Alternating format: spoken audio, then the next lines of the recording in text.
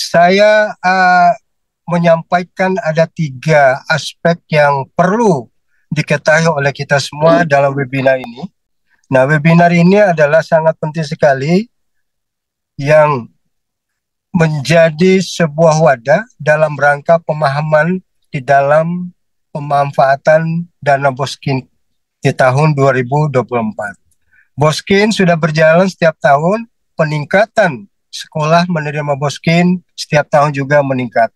Nah, tentu ini kita merasa bangga dan merasa senang, merasa bahagia bahwa pemerintah selalu memberikan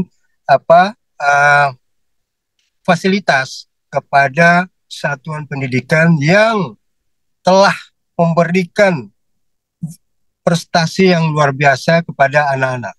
Ini tentu kita merasa bangga dan merasa bahagia. Pemerintah sangat peduli dan telah terwujud beberapa tahun sebelumnya. Tahun 2024 kita juga akan mendapatkan dana Boskin bagi sekolah-sekolah yang berprestasi.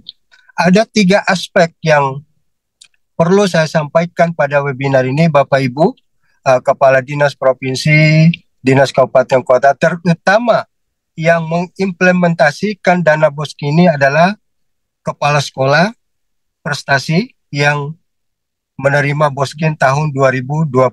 Sesuai dengan judul tadi, bagaimana percepatan pemanfaatan dana Boskin 2024. Ada tiga aspek yang perlu diketahui oleh Bapak Ibu. Pertama adalah bagaimana dana Boskin ini dilakukan secara transparansi dan secara keterbukaan. Nah, tentu sesuai dengan tuntutan bahwa dana Boskin ini harus dilakukan secara transparansi, secara terbuka. Semua komponen yang ada di satuan pendidikan bisa mengetahui bagaimana pemanfaatan dana Boskin yang sudah diluncurkan oleh pemerintah, dalam hal ini Kementerian Pendidikan, Kebudayaan, Riset, dan Teknologi. Nah, ini salah satu aspek yang sangat penting, Bapak Ibu.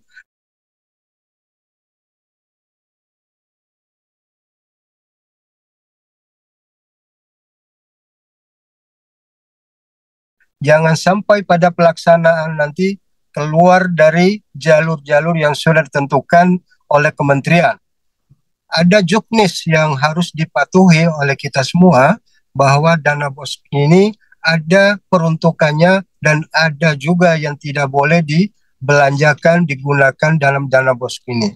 Karena dana Boskin ini adalah salah satu reward yang diberikan kepada sekolah yang telah memberikan perhatian serius kepada anak-anak dalam peningkatan kualitas pendidikan, terutama memberikan ruang kepada anak-anak untuk berprestasi baik di tingkat kabupaten kota, provinsi, nasional, dan juga internasional.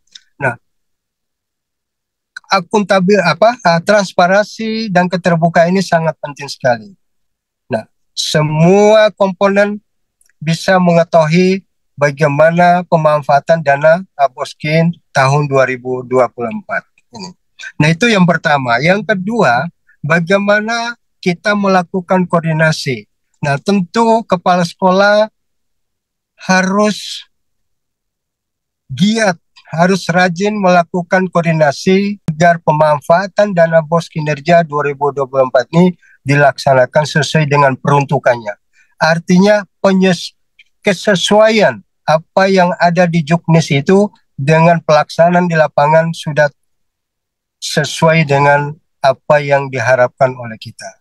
Nah, tentu hal-hal ini sangat diberikan peluang kepada sekolah untuk memanfaatkan dana Boskin ini, tetapi kita harus merujuk kepada Juknis, merujuk kepada hal-hal yang sudah ditentukan oleh Kementerian Pendidikan dan Kebudayaan. Salah satu yang penting adalah koordinasi. Jika ada sesuatu hal yang kurang pemahaman di dalam pelaksanaan dana BOS ini, lakukanlah koordinasi baik melalui Dinas Kabupaten Kota, dinas provinsi, dan juga Kementerian Pendidikan, Kebudayaan, Riset, dan Teknologi. Nah, ini aspek yang harus dilakukan oleh kita di dalam pemanfaatan atau percepatan pemanfaat dana BOS 2024. Yang ketiga, Bapak Ibu yang saya hormati, Kepala Dinas Provinsi, Kabupaten Kota, dan Kepala Sekolah yang menerima dana BOSKIN tahun 2024, dan juga peserta webinar yang saya banggakan. Yang ketiga adalah bagaimana aspek di akuntabilitas dan pemantauan monitoring kita. Nah, kalau berbicara akuntabilitas, tentu tidak hanya berbicara outputnya, bagaimana perencanaan kita, bagaimana proses terhadap pelaksanaan pemanfaatan dana BOS, bagaimana implementasinya, bagaimana pelaporannya, outputnya gimana, apakah sudah juga mencapai outcome. Ini tentu dana BOS ini akan diarahkan ke sana. Bagaimana pemanfaatan dana BOS kepada sekolah yang menerima, dan juga nanti ada sekolah sebagai sekolah pengimbas terhadap sekolah yang imbas di sekitar sekolah Bapak Ibu. Ini sangat luar biasa wujud kepedulian pemerintah di dalam peningkatan prestasi dan juga di dalam peningkatan kualitas pendidikan yang ada di Indonesia.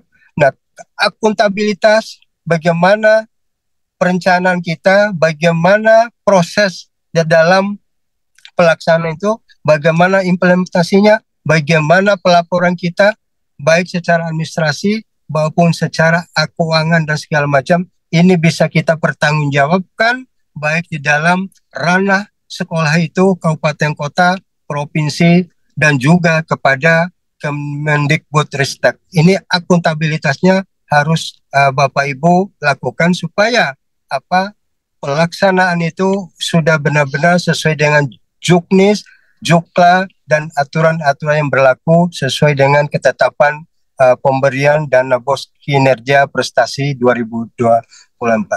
Lakukanlah pemantau secara berkala, dilakukanlah monitoring secara berkala agar pelaksanaan dana BOS ini pemanfaatannya bisa sesuai dengan apa yang menjadi aturan, dan juga pemanfaatnya dan percepatannya itu bisa dilakukan secara baik oleh sekolah itu sendiri yang menerima dana BOS kinerja.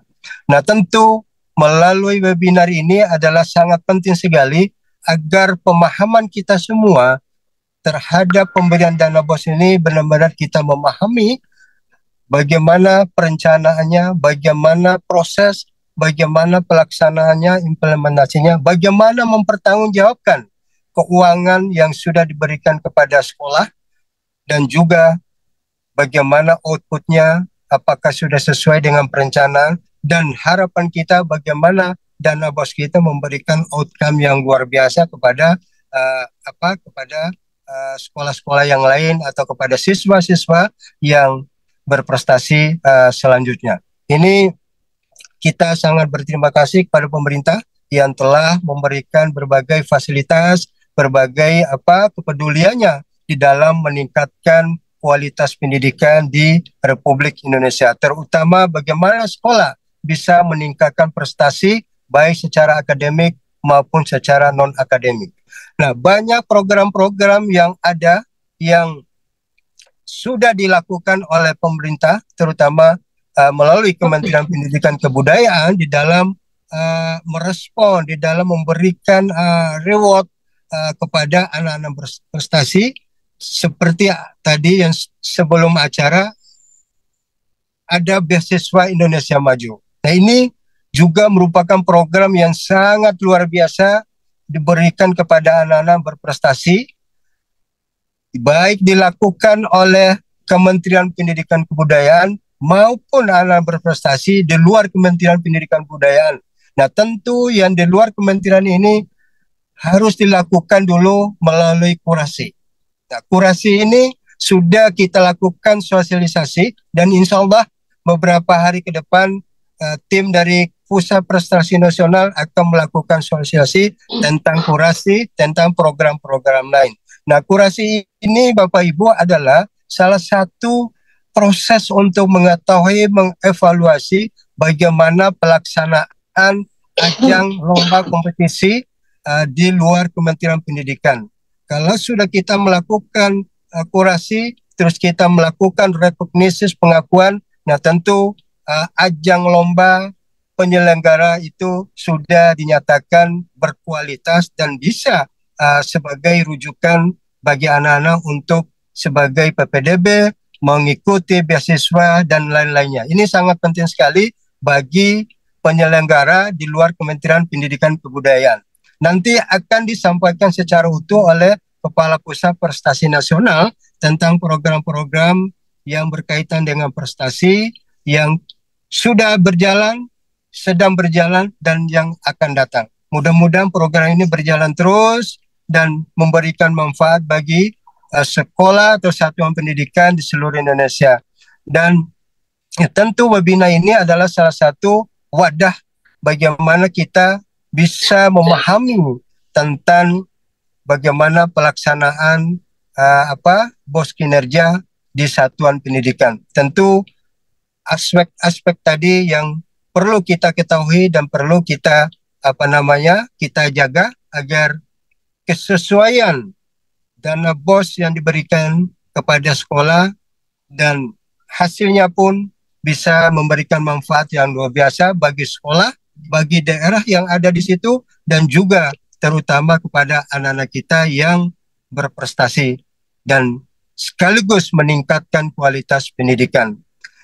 Mungkin itu yang saya bisa sampaikan pada seri webinar pada pagi hari ini. Sekali lagi mudah-mudahan dengan adanya webinar ini bisa memberikan pemahaman yang lebih konkret, lebih komprehensif, lebih luas lagi tentang percepatan pemanfaatan dana BOS prestasi 2024 ini.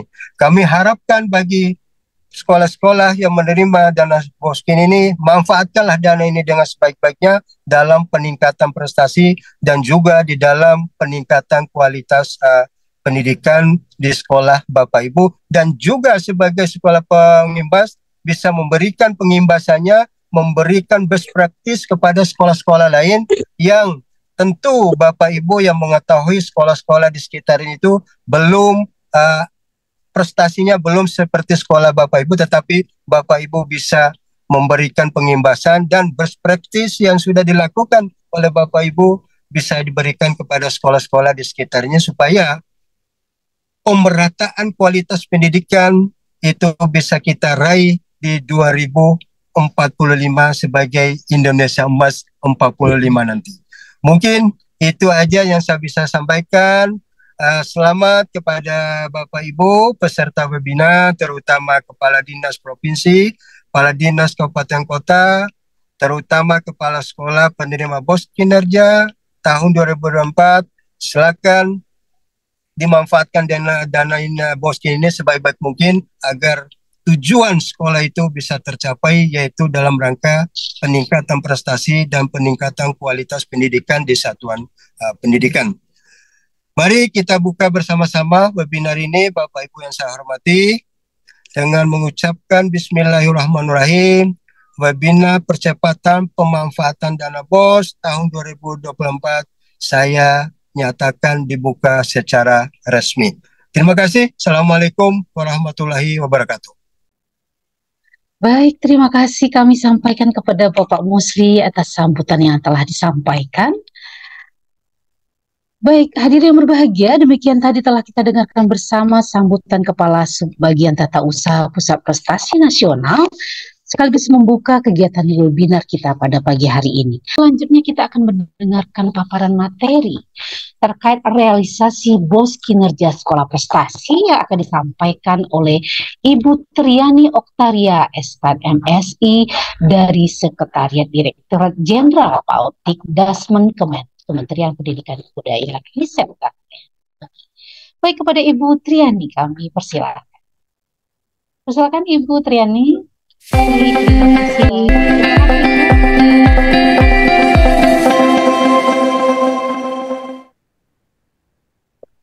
Oke, baik, terima kasih. Assalamualaikum warahmatullahi wabarakatuh.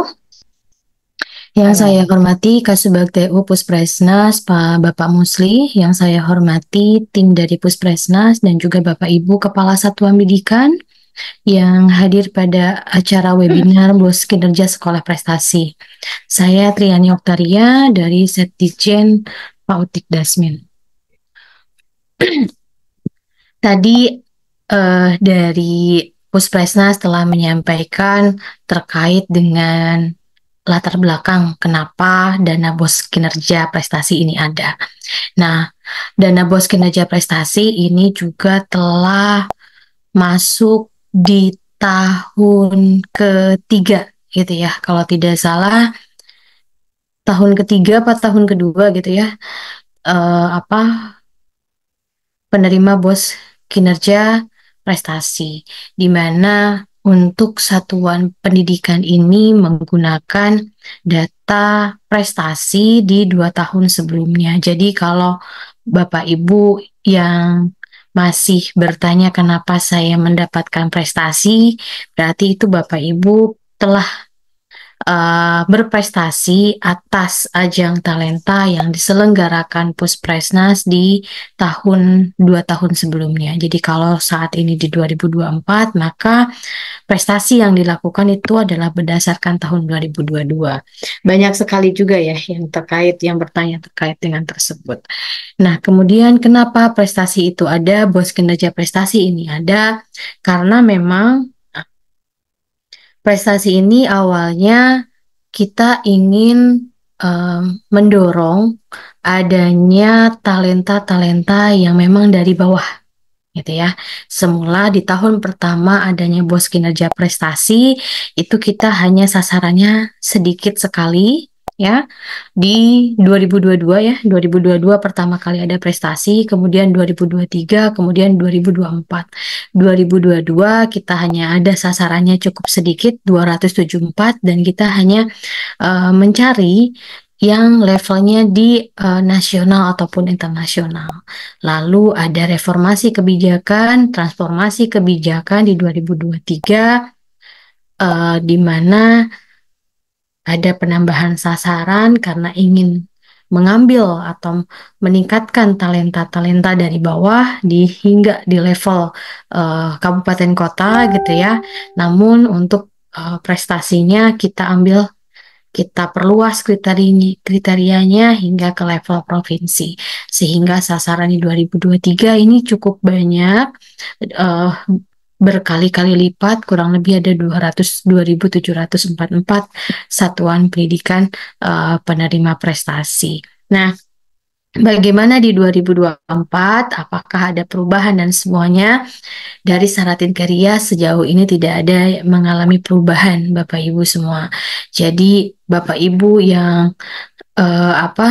yang ditetapkan mereka adalah sekolah-sekolah yang mendapatkan prestasi di tahun 2022 dan kita berikan intervensi melalui dana bos kinerja yang bertujuan untuk yang pertama satuan pendidikan tersebut dapat meningkatkan prestasinya atau setidaknya satuan pendidikan tersebut dapat mempertahankan prestasinya sehingga sangat memungkinkan sekolah tersebut menerima prestasi di setiap tahun ya ketika satuan pendidikan tersebut memang mampu mempertahankan ataupun meningkatkan prestasinya. Nah, sehingga kita berikan intervensi dana bos kinerja. Dana bos kinerja ini tadi saya melihat di YouTube gitu ya, banyak yang berkomentar gitu ya terkait dengan bos kinerja ini bisa diberikan kepada kepada peserta didik ya gitu ya. Jadi kalau kita melihat dari sisi konsep dana bos, bahwa dana bos ini lebih kepada pemberiannya ke satuan pendidikan dan untuk pengelolaan atau manajemennya. Jadi penerima manfaat itu end usernya bisa di peserta didiknya, tetapi untuk tujuan besarnya itu adalah perbaikan ke ekosistem pendidikan di satuan pendidikan. Jadi baik itu dana bos kinerja prestasi ataupun dana bos kinerja yang seperti sekolah penggerak ataupun kemajuan terbaik itu sama-sama memang diarahkan untuk peningkatan manajemen di sekolahnya. Tapi ketika konteks prestasi, maka peningkatan itu lebih kepada prestasinya. Prestasi yang memang ada di satuan pendidikan tersebut, baik yang menjadi yang ditekuni, yang diunggulkan oleh satuan pendidikan. Pastinya di setiap satuan pendidikan memiliki keunggulan-keunggulan tersendiri yang memang mereka jadikan nilai positifnya di satuan pendidikan tersebut. Nah, jadi konteks prestasinya lebih ke arah di sana. Jadi apa-apa yang memang diunggulkan dan memang ada perlombaan dan di situ satuan pendidikan bisa mengikutinya untuk bisa mempertahankan atau meningkatkan prestasinya. Nah, pada kesempatan kali ini mungkin karena dari sisi judul adalah percepatan pemanfaatan dana, saya ingin bercerita bahwa dana bos kinerja prestasi ini telah kita salurkan di bulan Mei ya. Bulan Mei mungkin bisa diterima satuan pendidikan. Nah, jadi artinya kalau saat ini sudah masuk bulan Oktober, kurang lebih ada Mei, Juni, Juli, Agustus, September. Mei, Juni, Juli, Agustus, September. Jadi kurang lebih sudah 4 atau 5 bulan lalu, karena kinerja ini kita salurkan 2 tahapan ya, karena memang ada satuan pendidikan yang memang belum dapat reguler tahap 1, sehingga dia harus salur dulu tahap 1-nya baru kita berikan di kinerjanya. Nah, jadi ada 2 tahapan dan paling cepat bulan Mei sudah diterima oleh satuan pendidikan. Artinya apa? Posisi saat ini itu udah posisi bulan Oktober dan sudah mendekati ke akhir tahun, sehingga kita perlu melakukan percepatan. Percepatan seperti apa? Ya, percepatan mulai dari perencanaan, kemudian realisasi, atau hingga ke pengoptimalan dana bos kinerja itu sendiri. Nah, jadi sangat memungkinkan memang ada karakteristik satuan pendidikan yang dikarenakan sistem yang ada di pemerintah daerahnya itu melakukan perencanaan bersamaan dengan perubahan APBD, artinya di sekitar bulan September Oktober. Nah, untuk satuan pendidikan yang memang masuk di posisi itu, tentunya di sini perlu percepatan. Karena apa? Teman-teman hanya punya waktu kurang lebih 3 bulan untuk menyelesaikannya, gitu ya, untuk menyelesaikannya hingga ke akhir tahun. Nah, jadi untuk yang satuan pendidikan yang memang sudah melakukan perencanaan di awal, gitu ya, jadi tidak lama setelah dana itu turun, maka tentunya mungkin sudah habis, ya kan? Sudah tinggal melakukan pengoptimalisasian. Mungkin ada sisa-sisa dana yang memang dari kegiatan itu bisa dimanfaatkan, dibuat kegiatan kegiatan baru di dalam jenis belanja yang sama, dan di situ bisa dioptimalkan. Dan posisi itu bisa dilakukan sepanjang memang semua itu terkoordinasi baik dengan dinas pendidikan. Nah, jadi tapi ada fase-fase di mana satuan pendidikan juga mengikuti ketentuan pengelolaan di daerahnya, di mana tidak bisa melakukan di awal setelah dana itu turun karena harus melakukan penyesuaian. Kita lakukan dulu perubahan. Nah, dengan perubahan masuk dalam perubahan yang sekitar bulan September Oktober itu artinya baru start ya. Nah, berarti upayanya itu lebih besar karena harus menyelesaikan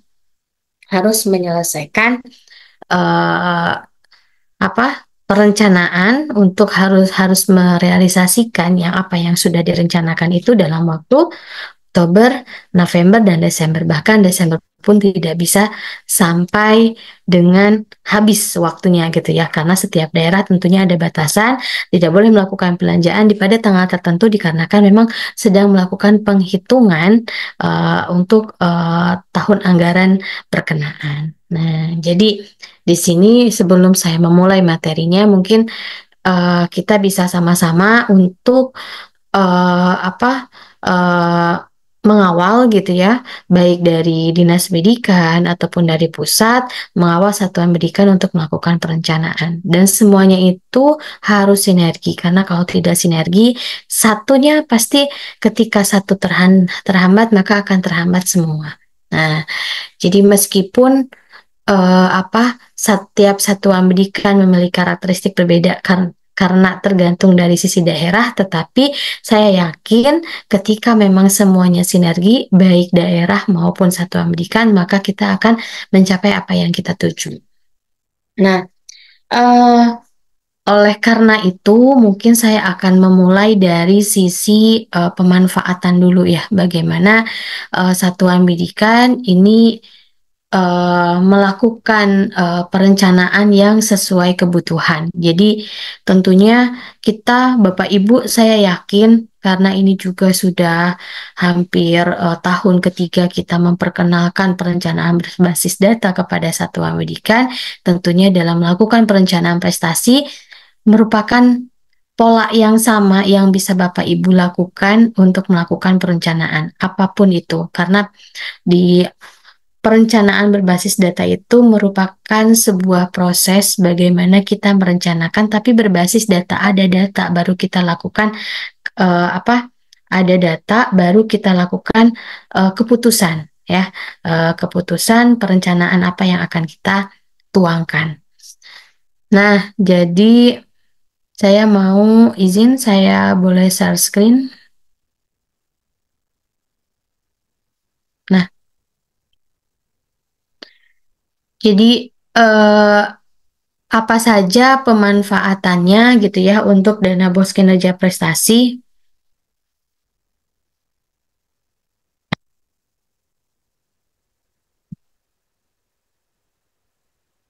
Nah, jadi Bapak Ibu, dana bos kinerja prestasi ini ada di kolom yang tengah.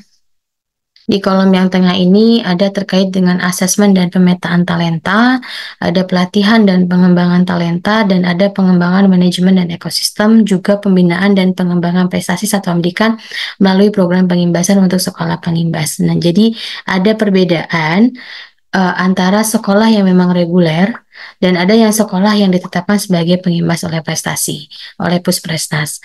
Nah, apa perbedaannya? Perbedaannya ini adalah ketika satuan pendidikan yang mendapatkan prestasi, dia itu bukan pengimbas, dia mendapatkan dana memang di maksimal 100 juta. Tergantung dari poin prestasi yang diterima di setiap satuan pendidikan.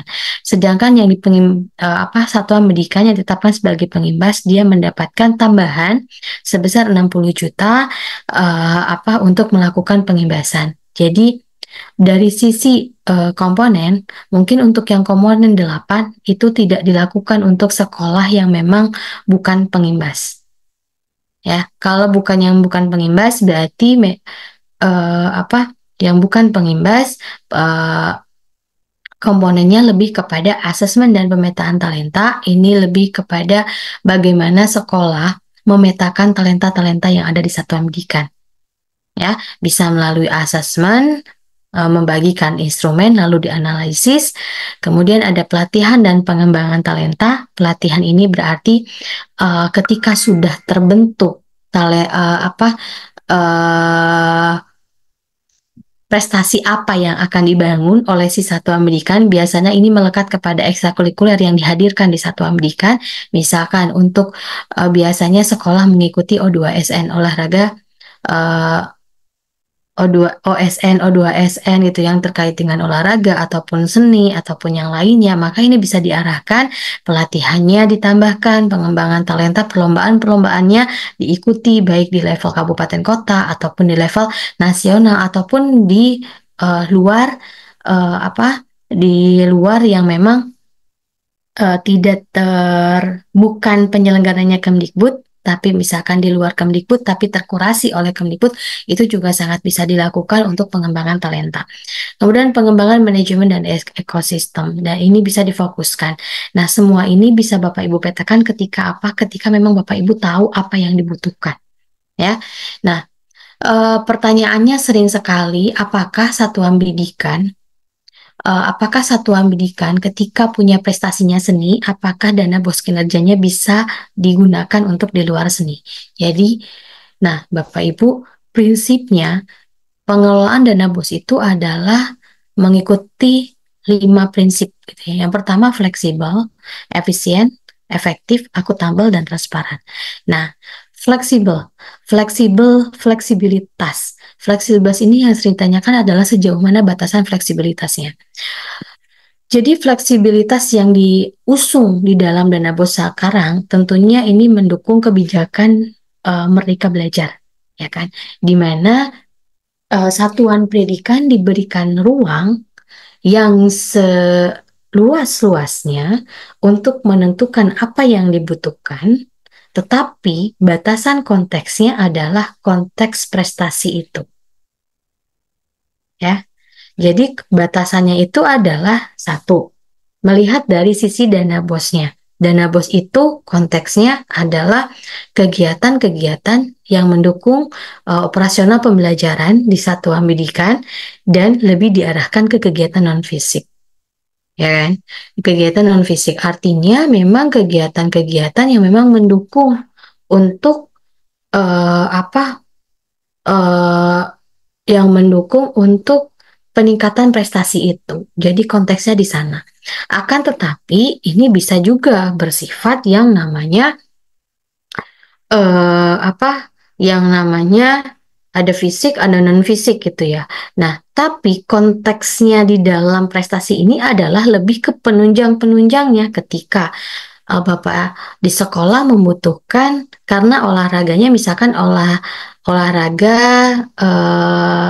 cabang apa? Cabang basket misalkan ya. Cabang basket saya tidak tahu apakah memang ada atau enggak. Dan misalkan ada basket, maka perlu alat penunjangnya. Apa alat penunjangnya? Yaitu bola basketnya. Belilah bola basketnya. Kayak gitu. Nah, kemudian ketika di sekolah sudah ada lapangannya, yang belum ada apanya, yang belum ada itu adalah netnya, belilah netnya.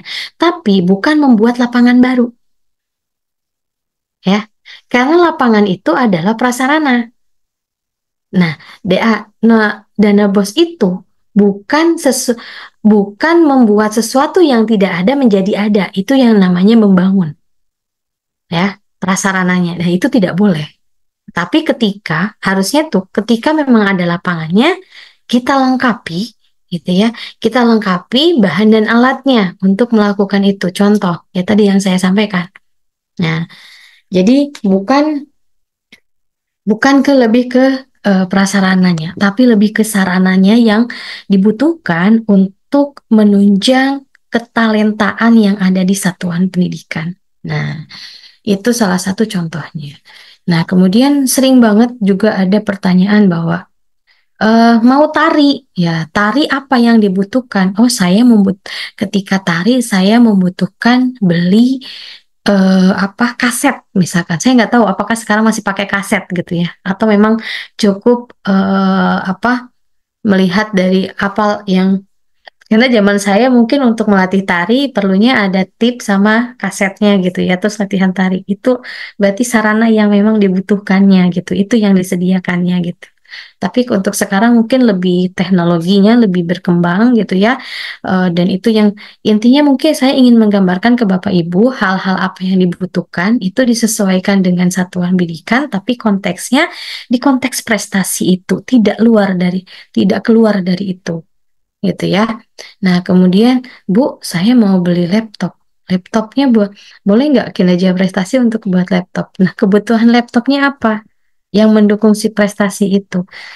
Dari sisi boleh atau tidak bisa saja boleh, tetapi Anda akan lebih dipertanyakan terkait dengan argumentasi apa yang membutuhkan Anda membeli laptop dan apakah memang tepat di prestasi. Mungkin kalau misalkan sainsnya memang yang berkaitan dengan teknologi ya bisa saja mungkin, tetapi lebih tepat di mana, di reguler atau prestasi. Nah, disitulah rasional kita diperlukan sebagai kepala satuan pendidikan dan juga dinas pendidikan dalam melakukan penelaahan apa yang dibeli oleh si satuan pendidikan, apa yang direncanakan oleh si satuan pendidikan. Jadi batasannya itu di situ. Jadi perlu kita, saya yakin kepala sekolah saat ini itu apalagi yang berprestasi tentunya bisa menggerakkan gitu ya, bisa mengarahkan sebenarnya apa yang saya butuhkan untuk meningkatkan prestasi ini. Tolong bedakan dengan kegiatan-kegiatan yang ada di reguler karena memang sifatnya rutin. Kinerja itu adalah sifatnya sebagai daya ungkit, bukan dasar. Kan sebagai operasional dasar. Operasional dasarnya ada di reguler yang rutinnya. Sehingga jangan salah bedakan antara yang rutinnya sama yang daya ungkitnya. Daya ungkit ini adalah yang kinerjanya, yang tidak semua sekolah bisa mendapatkannya. Hanya sekolah-sekolah tertentu yang masuk pada kriterianya. Nah, jadi jangan samakan karena saya butuhnya wah sekarang saya butuhnya rehab ringan dan yang ada uangnya kinerja. Nah, apakah tepat kinerja untuk ke rehab ringan? Bapak, Ibu mau masukin kemana? Asesmen dan pemetaan talenta tepat nggak?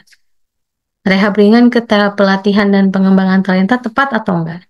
Pengembangan manajemen dan ekosistem tepat atau enggak? Nah, di situ. Atau memang lebih tepat kepada komponen pemeliharaan sarana dan prasarana yang ada di reguler. Nah, jadi disitulah rasional kita akan dibuktikan gitu ya dengan kemana saya memilih yang tepat untuk sumber dana dalam peningkatan prestasi ini. Nah, jadi fleksibilitas memberikan ruang yang sebesar-besarnya kepada satuan pendidikan, akan tetapi batasannya itu adalah konteks keprestasinya itu. Apa-apa saja yang mendukung prestasinya itu.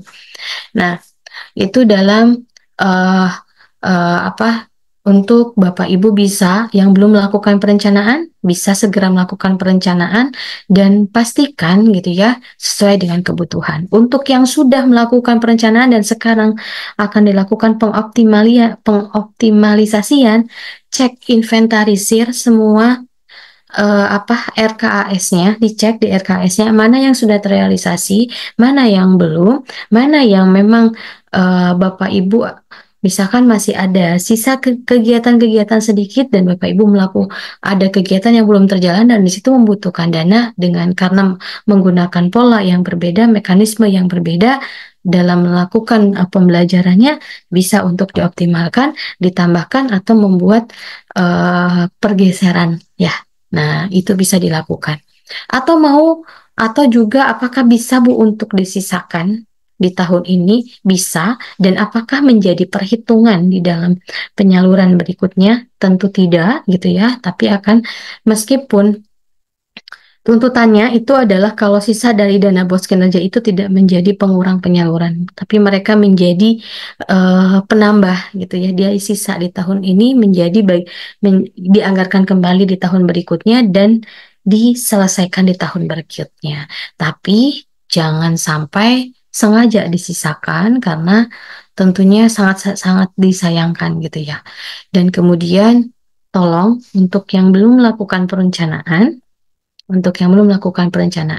karena waktunya hanya 3 bulan saja, Bapak Ibu diharapkan tidak membeli atau tidak melakukan perencanaan kegiatan-kegiatan yang dengan alasan mudah dihabiskan. Kayak gitu ya. Ya semua juga mudah dihabiskan, tapi apakah yang mudah dihabiskan itu adalah sesuai dengan kebutuhan? Nah, tapi lebih kepada substantif, apa yang Bapak Ibu butuhkan. Nah, kami sarankan bahwa cek dulu gitu ya, jangan, wah ini biar cepat selesai aja nih dananya gitu ya, biar cepat apa eh,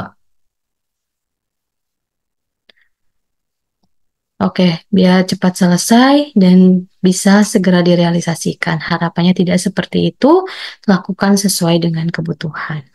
Nah, kemudian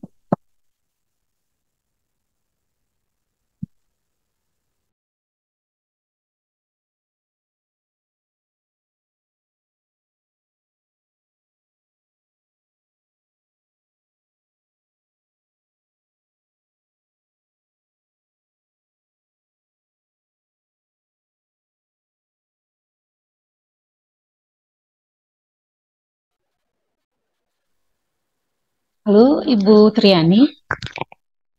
Oke, ya masih bersama kami ya. Suaranya Ya, tidak terdengar baik. jadi Silakan Ibu diteruskan. ya sebentar.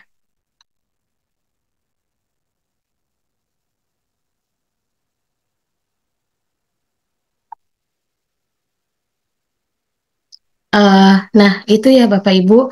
Jadi posisinya ketika di bulan Oktober ini bisa jadi ada yang memang baru melakukan perencanaan karena mengikuti pengelolaan keuangan daerah, mengikuti perubahan, dan itu segera mohon untuk dinasnya juga untuk sinergi, bantu sekolahnya. Tapi ada juga sekolah yang memang mau selesai atau bahkan sudah habis lakukan optimalisasi. Ya harapannya jangan sampai ada sisa banyak gitu ya. Nah, sisa banyak ini nanti bisa di sini juga ada teman saya nih, Mas Lugina dari Itjen. Bagaimana cara sekolah? Apakah memang possible ketika sisanya itu nol gitu ya? Kalau menurut saya sih nggak possible ya, Mas. Karena memang dalam beli sesuatu bisa aja tidak bulat kecuali memang ada pembulatan gitu ya. Jadi eh minta tolong ke Bapak Ibu juga gitu ya, yang rasional ya. Yang rasional lakukan apa adanya sesuai dengan apa bukti-buktinya gitu ya. Karena memang dituntut transparan karena Bapak Ibu mengolah dana yang bersumber dari APBN. Nah, eh mungkin itu eh apa paparan dari saya terkait dengan pemanfaatan dana bos kinerja. Mudah-mudahan bisa bermanfaat buat Bapak Ibu semua dan mungkin nanti bisa kita diskusi gitu ya. Terima kasih. Assalamualaikum warahmatullahi wabarakatuh.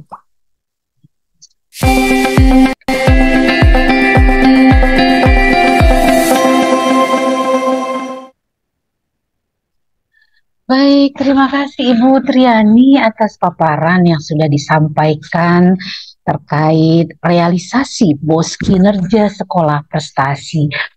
Bapak Ibu, kita akan mendengarkan kembali paparan materi terkait akuntabilitas bos kinerja sekolah prestasi yang akan disampaikan oleh Bapak Robertus Rianto, SEMM. Beliau adalah auditor ahli pertama dari Inspektorat Jenderal Kemendikbudristek.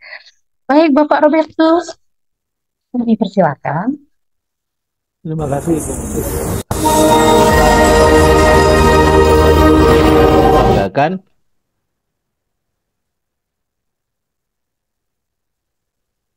Selamat pagi, Ibu Bapak menjelang siang. Assalamualaikum warahmatullahi wabarakatuh. Salam sehat untuk kita semua, Ibu, Bapak. Gimana? Terdengar baik suara kami? Terdengar, Bapak. Jelas. Pertama-tama saya ucapkan selamat bergabung di acara hari ini. Semoga Ibu selalu dalam kondisi prima, terbebas dari berbagai macam penyakit dan bisa mendengarkan paparan kami dengan jelas. Kami dari Inspektorat Jenderal Kementerian Pendidikan, Riset dan Teknologi, saya didampingi oleh Pak Lugina, partner saya yang setia selalu mendampingi kami dalam suatu berbagai aktivitas. Topik hari ini adalah terkait dengan akuntabilitas penggunaan dana BOS kinerja sekolah prestasi tahun 2024. Ya.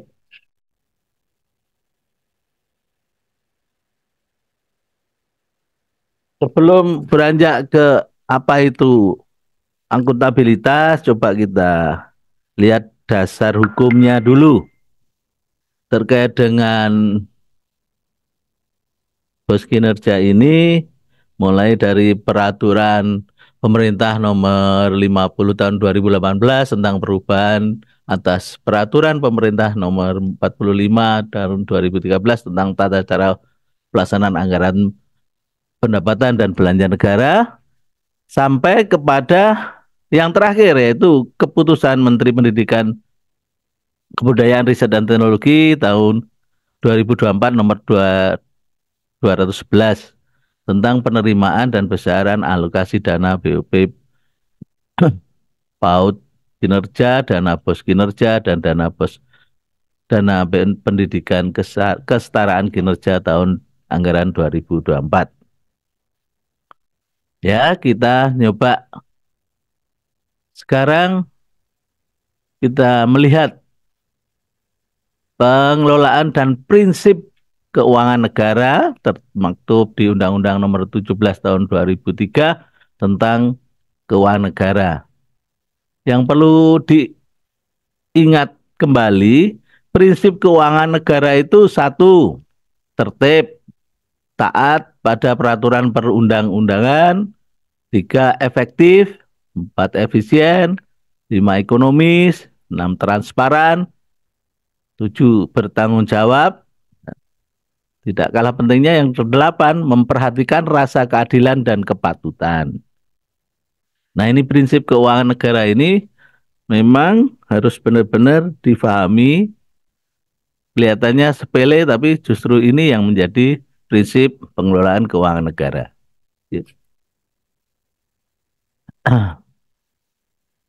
Nah, senyambang dengan itu ada prinsip pengelolaan dana BOSP. 1 tadi sudah disinggung juga terkait dengan efektif, efisien. Nah, coba kita lihat fleksibel itu apa? Fleksibel yaitu pengelolaan dana dilakukan sesuai dengan kebutuhan satuan pendidikan berdasarkan komponen penggunaan dana. Efektif itu apa? Pengelolaan dana diupayakan dapat memberikan hasil, pengaruh, dan daya guna untuk mencapai tujuan pendidikan di satuan pendidikan. Efisien itu apa? Yaitu pengelolaan dana diupayakan untuk meningkatkan kualitas belajar peserta didik dengan biaya seminimal mungkin dengan hasil yang optimal. Nah, sekarang akuntabel itu apa? Yaitu pengelolaan dana dapat dipertanggungjawabkan secara keseluruhan berdasarkan pertimbangan yang logis sesuai dengan ketentuan peraturan perundang-undangan. Dan transparan, yaitu pengelolaan dana dikelola secara terbuka dan mengakomodir aspirasi pemangku kepentingan sesuai dengan kebutuhan satuan pendidikan. Nah, dari situ kita bisa melihat siapa yang berhak menerima dana BOS kinerja. Ini kita kategorikan 3 ya, Ibu Bapak.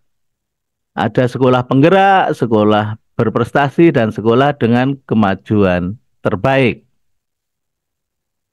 Sekolah penggerak.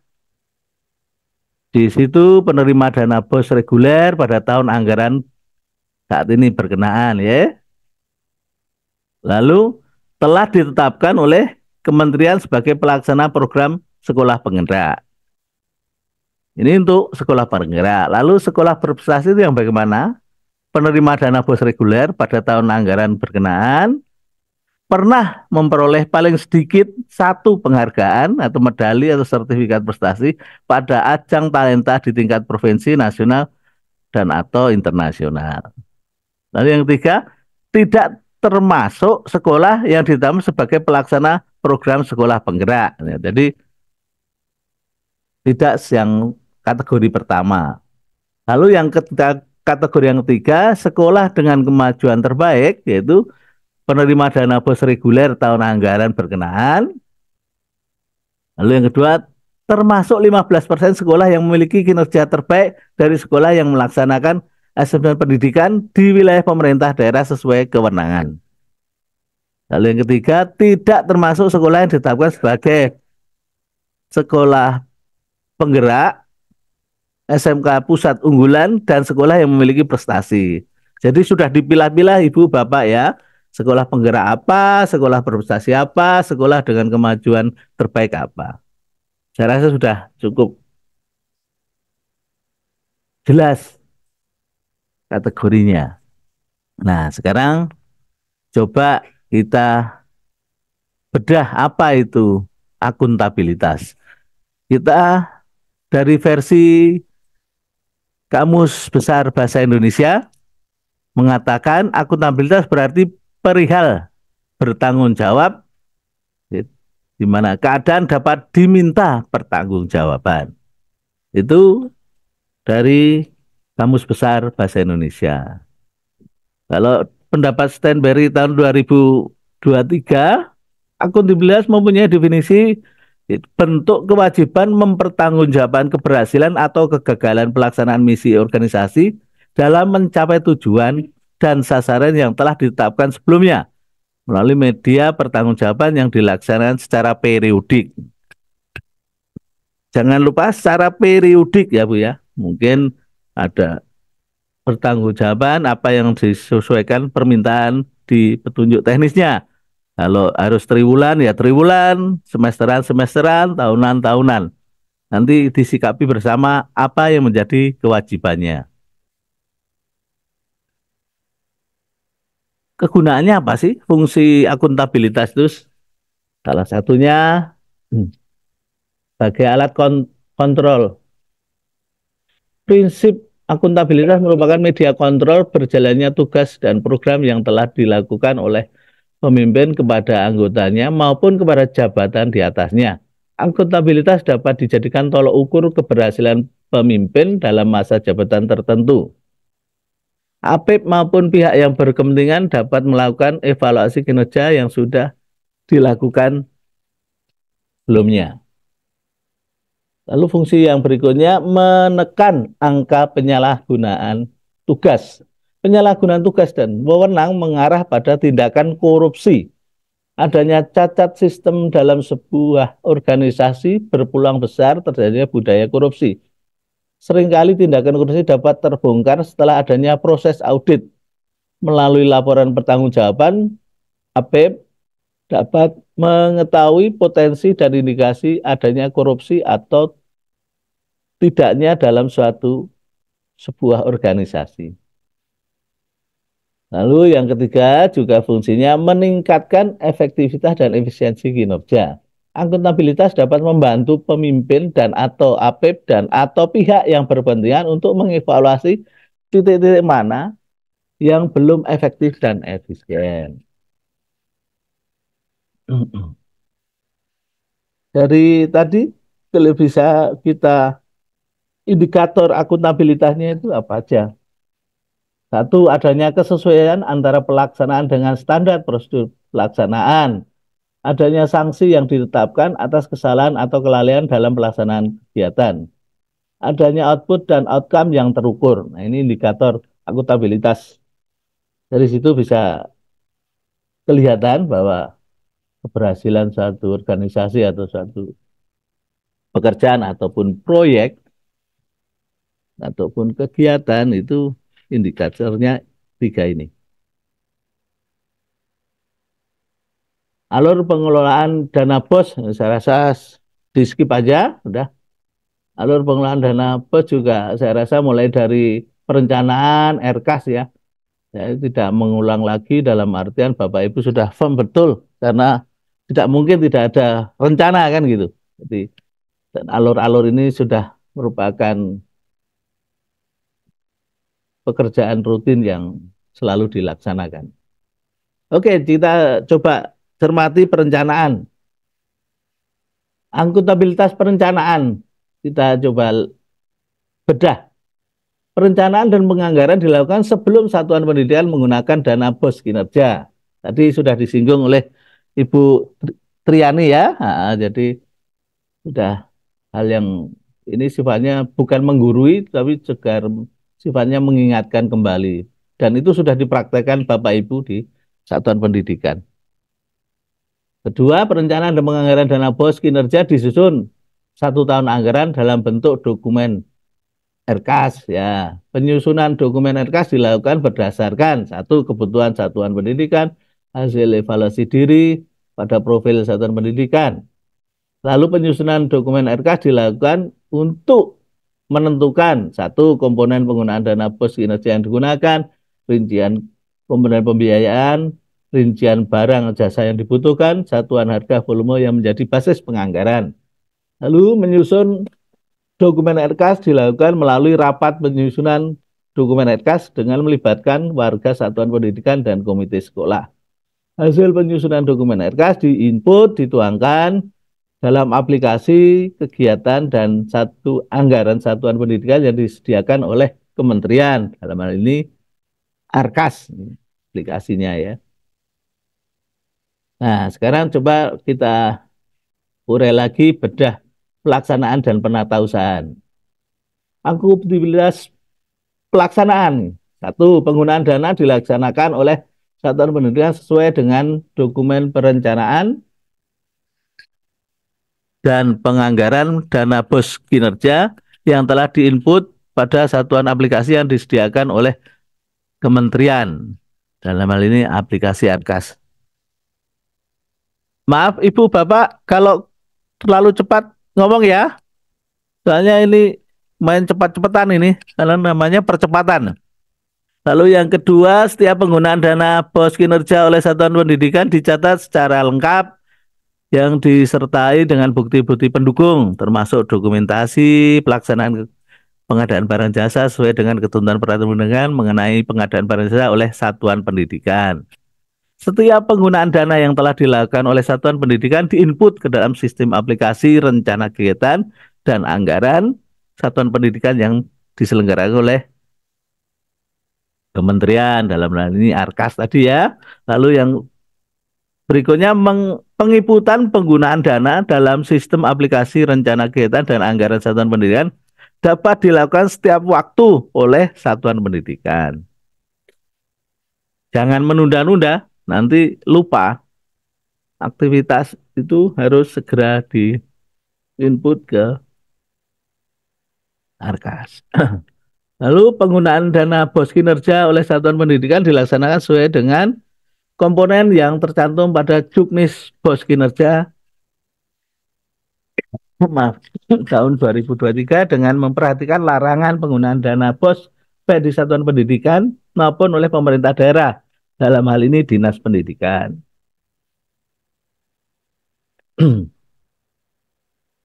Nah, karena sudah bukan hal yang baru lagi, setiap aktivitas penggunaan dana di satuan pendidikan harus menggunakan SIPLAH.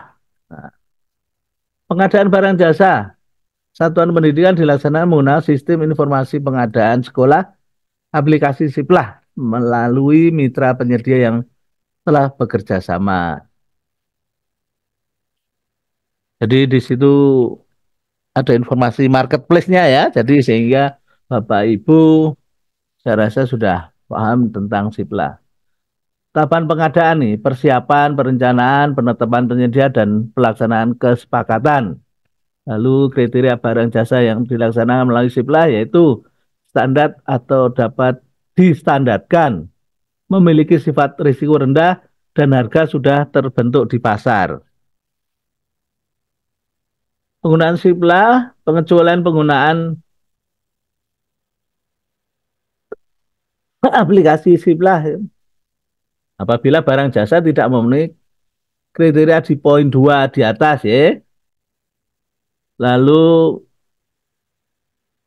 barang habis pakai dengan nilai transaksi paling banyak 1 juta. Jadi kalau di bawah itu bisa langsung. Satuan pendidikan belum memiliki koneksi internet.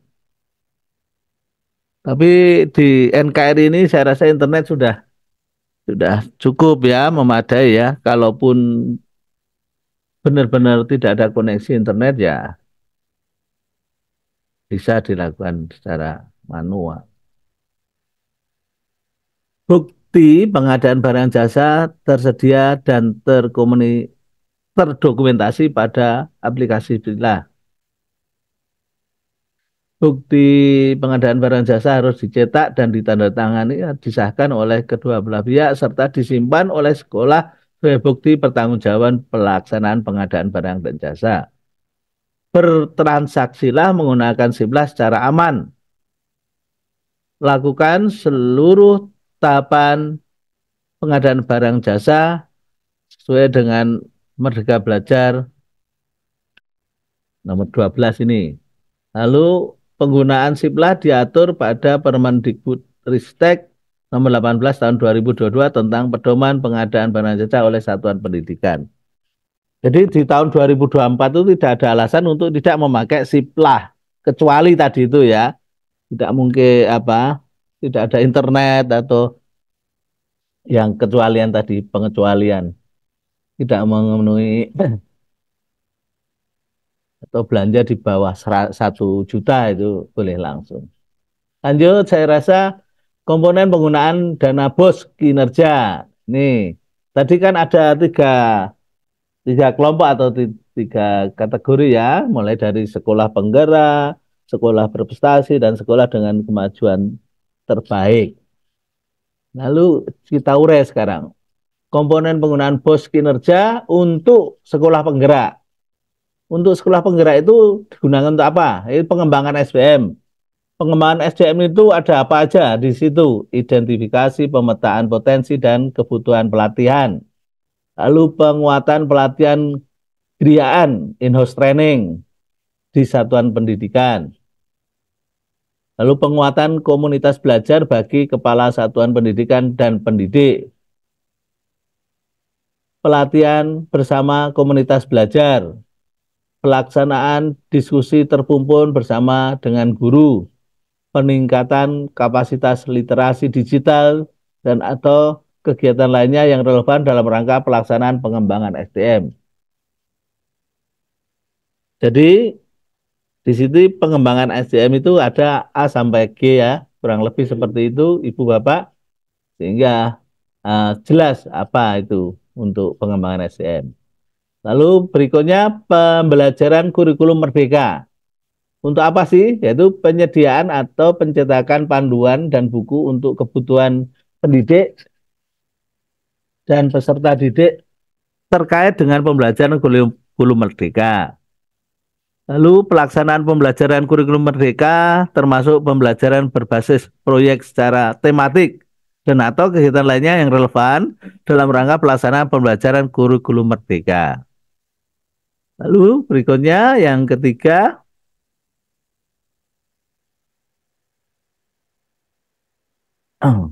digitalisasi sekolah.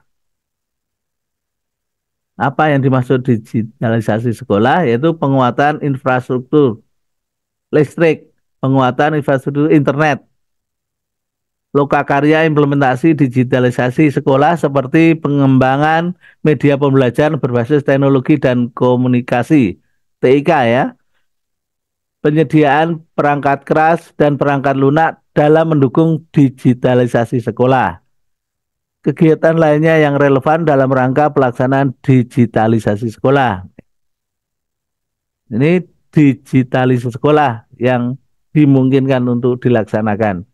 Lalu perencanaan berbasis data. Poin keempat yaitu perencanaan berbasis data, yaitu kegiatan refleksi diri satuan pendidikan, kegiatan perumusan visi misi satuan pendidikan terkait dengan program dan kebijakan pelaksanaan program sekolah penggerak. Lalu kegiatan koordinasi dan konsultasi terkait dengan perencanaan berbasis data, lalu penguatan kapasitas tata kelola satuan pendidikan dan atau kegiatan lain yang relevan dalam rangka pelaksanaan perencanaan berbasis data. Lalu komponen terakhir yaitu terkait sekolah penggerak, yaitu sekolah penggerak yang ditetapkan sebagai pelaksana program pengimbasan. Nah, ini pembinaan dan pengembangan transformasi kepada satuan pendidikan lain untuk melakukan peningkatan mutu dalam hal pengembangan SDM, pembelajaran kurikulum merdeka dan digitalisasi sekolah, dan perencanaan berbasis data dalam bentuk kegiatan seperti yaitu pelatihan, penguatan komunitas belajar, dan pendampingan. Jadi ini diberikan porsi untuk apa tadi? Sekolah penggerak aja. Berikutnya terkait dengan kategori sekolah berprestasi. Kegiatannya asesmen dan pemetaan talenta. Di sini apa saja? Berupa penyelenggaraan asesmen talenta peserta didik, evaluasi dan inovasi sistem evaluasi dan inovasi sistem asesmen talenta peserta didik dan atau kegiatan lain yang relevan dalam rangka pelaksanaan asesmen dan pemetaan talenta. Lalu poin berikutnya pelatihan dan pengembangan talenta. Apa saja yang di dalamnya? Peningkatan kapasitas peserta didik berprestasi. Peningkatan kapasitas bagi peserta didik berprestasi untuk melanjutkan karir belajar. Penyediaan sarana penunjang ketalentaan. Penyelenggaraan Ya, kompetisi internal sekolah, pembinaan dan partisipasi kompetisi eksternal dan atau kegiatan lain yang relevan dalam rangka pelatihan dan pengembangan talenta. Lalu yang ketiga, pengembangan manajemen dan ekosistem. Di dalamnya ada peningkatan kapasitas guru dalam rangka asesmen dan pemetaan talenta.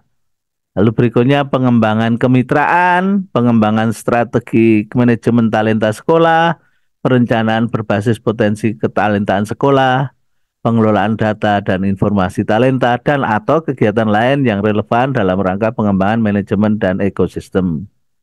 Lalu yang poin keempat, pembinaan dan pengembangan prestasi, khusus sekolah pengimbas nih. Lalu kategori yang terakhir, sekolah dengan kemajuan terbaik. Ada dua, yaitu pembelajaran kurikulum merdeka, di mana di dalamnya ada fasilitasi penguatan kompetensi dan pengembangan karakter. Lalu fasilitasi evaluasi pembelajaran berbasis rapor pendidikan dan atau kegiatan lain yang relevan yang mendukung pembelajaran kurikulum merdeka. Lalu yang berikutnya perencanaan berbasis data. Di dalamnya ada penguatan manajemen tata kelola satuan pendidikan, penguatan kapasitas sumber daya tata kelola satuan pendidikan, dan atau kegiatan lainnya yang relevan dalam rangka pelaksanaan perencanaan berbasis data. Nah, sekarang larangan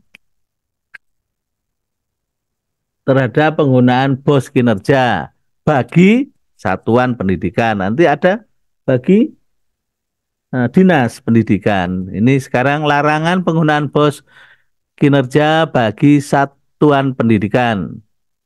Ada banyak ini, kurang lebih 15. Satu, melakukan transfer dana BOS kinerja ke rekening pribadi atau lainnya untuk kepentingan selain penggunaan dana. Membungakan untuk kepentingan pribadi, meminjamkan kepada pihak lain, membeli perangkat lunak untuk pelaporan keuangan dana BOS kinerja atau perangkat lunak lainnya yang sejenis. Saya ulangi, membeli perangkat lunak untuk pelaporan keuangan dana BOS kinerja atau perangkat lunak lainnya yang sejenis. Menyewa aplikasi pendataan atau aplikasi penerimaan peserta didik baru dalam jaringan. Berikutnya, membiayai kegiatan yang tidak mempunyai prioritas satuan pendidikan. Membiayai kegiatan dengan mekanisme iuran. Membiayai kebutuhan pribadi pendidik, tenaga kependidikan, dan atau peserta didik. Memelihara prasarana satuan pendidikan dengan kategori kerusakan sedang dan berat, lalu membangun gedung atau ruangan baru. Membeli instrumen investasi, membiayai kegiatan untuk mengikuti pelatihan, sosialisasi, dan pendampingan terkait dengan dana BOS kinerja yang disediakan oleh pihak lain selain dinas pendidikan, dinas dan atau kementerian. Saya ulangi lagi, membiayai kegiatan untuk mengikuti pelatihan, sosialisasi, dan pendampingan terkait dana BOS kinerja yang diselenggarakan oleh pihak lain ya, selain oleh dinas dan atau kementerian. Berikutnya, membiayai kegiatan yang telah dibiayai secara penuh oleh pemerintah pusat, pemerintah daerah, atau sumber lain yang sah. Menggunakan dana BOS kinerja untuk kepentingan pribadi dan atau kelompok tertentu. Menjadi distributor atau pengecer bahan pembelajaran, buku, alat permainan edukatif, dan atau peralatan lainnya kepada satuan pendidikan dan atau peserta didik. Ya. Nah, sekarang untuk dinas pendidikan. Larangan untuk dinas pendidikan melakukan pungutan dalam bentuk apapun kepada satuan pendidikan. Yang kedua, melakukan pemaksaan atau pengatur pembelian barang dan atau jasa dalam pemanfaatan dana BOS kinerja untuk keuntungan pribadi atau keuntungan pihak lain. Yang ketiga, memengaruhi dan atau memerintahkan satuan pendidikan untuk melakukan pelanggaran ketentuan penggunaan BOS, dana BOS kinerja. Menjadi distributor pengecer, mengarahkan pembelian kepada distributor pengecer dalam proses pembelian, pengadaan buku atau barang melalui dana BOS kinerja, dan atau menghambat proses pencairan dan penggunaan dana BOS kinerja. Dana BOS kinerja ini kan transfer ke daerah ya, Bapak Ibu. Jadi memang ada di melalui dinas ya. Itu kurang lebih dua larangan baik kepada satuan pendidikan maupun dinas pendidikan.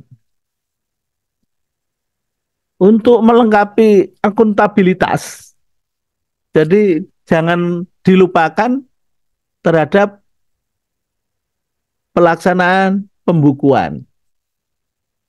Dari akuntabilitas pembukuan, dimulai dari rencana kegiatan dan anggaran satuan pendidikan di RKAS. Buku utama itu buku kas umum, telah difasilitasi dalam aplikasi RKAS Satuan Pendidikan. Lalu buku pembantu, ada buku pembantu kas yaitu tunai, buku pembantu bank, dan buku pembantu pajak. Jangan lupa kas opnam dan berita acara pemeriksaan kas. Dokumen pengadaan barang dan jasa satuan pendidikan sesuai dengan Permendikbud 18 tahun 2022. Pembukuan disusun untuk masing-masing sumber dana. Harus dipisahkan BOS kinerja dan BOS reguler. Kwitansi diinput dan atau disusun sesuai dengan urutan kronologi belanja. Beli, catat gitu ya. Jangan lupa, kalau lupa nanti akan menumpuk, malah timbul nanti kekeliruan yang fatal. Apabila terjadi pergantian bendara, maka BKU, buku pembantu, dan bukti-bukti pengeluaran harus diserah terimakan kepada bendara yang baru dengan berita acara serah terima. Nah, ini loh. Kita coba melihat sisi administrasi keuangan dan fisik melalui pertanggungjawaban yang baik itu bagaimana. Kalau dari sisi administrasi keuangan, pembukaan itu sejak saat uang masuk ke rekening sekolah itu harus dicatat. Lalu belanja, pembelian, pembayaran sesuai dengan nota atau kwitansi. Jangan lupa kewajiban warga negara yang baik adalah membayar pajak. Kalau pertanyaannya, kita bukan wajib pungut pajak, Pak, karena mungkin dari sekolah swasta ya. Kalau bisa diusahakan dari penyedianya itu. Tapi kalau untuk PNS ya memang wajib pungut. Secara fisik sesuai dengan RKAS revisi terakhir, Juknis BOS kinerja, tepat kualitas, tepat kuantitas, tepat sasaran, dan tepat guna. Jadi dua sisi ini bisa memperlihatkan akuntabilitas yang baik, pertanggungjawaban yang baik. Jangan sampai pincang ya. Ada beli tidak dibukukan atau sebaliknya dibukukan namanya tidak ada barangnya. Nah, itu nanti ada cerita yang lain seperti itu. Monggo, lanjut.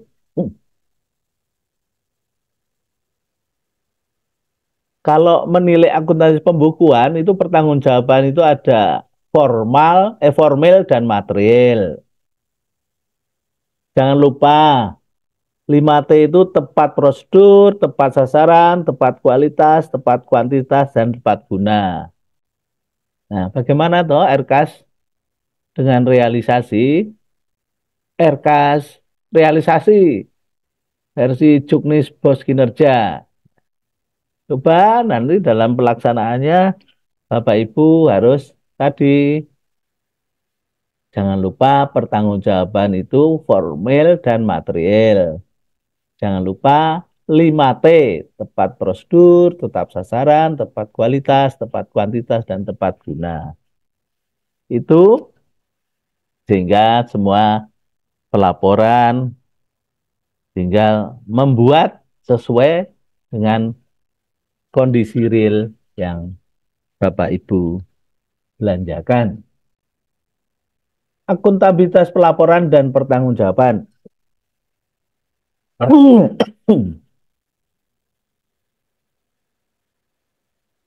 Pelaporan dan pertanggungjawaban dana bos kinerja berdasarkan hasil pelaksanaan penatausahaan dana bos kinerja. Pelaporan dan pertanggungjawaban termasuk pemeriksaan dan verifikasi atas penyelesaian pengadaan barang dan jasa dan penggunaan dana tahun berkenaan. Bentuk dokumen laporan dan pertanggungjawaban tercantum dalam sistem aplikasi rencana kegiatan dan anggaran satuan pendidikan yang diselenggarakan oleh kementerian dalam aplikasi ARKAS. Lalu laporan dan pertanggungjawaban diverifikasi, divalidasi, dan disampaikan oleh satuan pendidikan melalui sistem aplikasi rencana kegiatan dan anggaran satuan pendidikan yang diselenggarakan oleh kementerian, yaitu aplikasi ARKAS. Satuan pendidikan bersedia diaudit sesuai dengan ketentuan peraturan perundangan terhadap laporan dan pertanggungjawaban dana satuan pendidikan. Sebelum kita sedikit cerita tentang temuan bos, mungkin dari pihak kami, dari Inspektorat Jenderal Kementerian, sementara ini memang selalu melakukan audit bekerja sama dengan inspektorat kabupaten, kota, maupun provinsi. Sebelum melakukan itu, ada payungnya MOU 3 menteri, lalu dalam pelaksanaannya ada PKS, perjanjian kerjasama antara kami, kita, Inspektorat Jenderal dengan Dinas Pendidikan Provinsi, Kabupaten, Kota. Jadi pada prinsipnya kita ada sinergitas antara aparat pengawasan baik di kementerian maupun di daerah. Sekarang cerita lain ya Bapak Ibu, temuan bos yang ada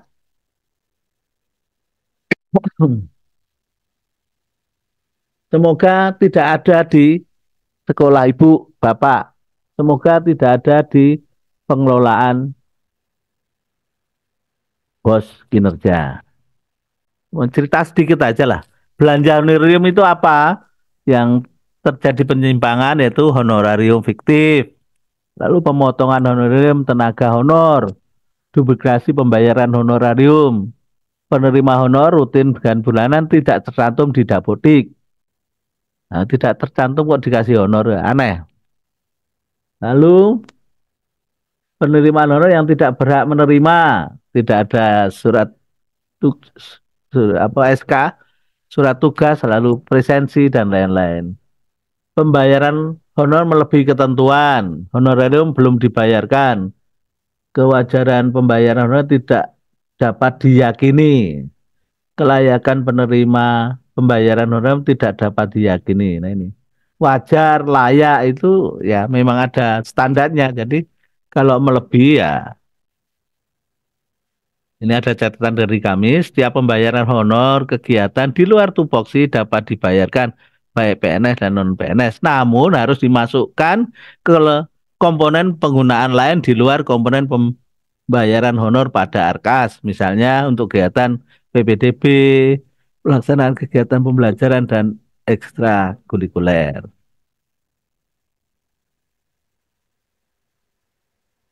Terkait dengan belanja pakai habis, itu juga ada belanja pakai habis fiktif. Terdapat kekurangan volume. Beli 1.000 rem ternyata setelah dicek 900. Terdapat kemahalan harga di luar pengadaan melalui Siplah ini. Barang tidak sesuai dengan spesifikasi pada pesanan. Belanja di atas 1 juta tidak menggunakan Siplah. Ketidakwajaran volume dan atau harga belanja belanja konsumsi kegiatan. Ya, mungkin Aqua di pasaran berapa sih yang Gelas itu berapa? Dua gelas. Oh, per boxnya. Ya, kan isinya 24 kan itu ya. 24 berapa?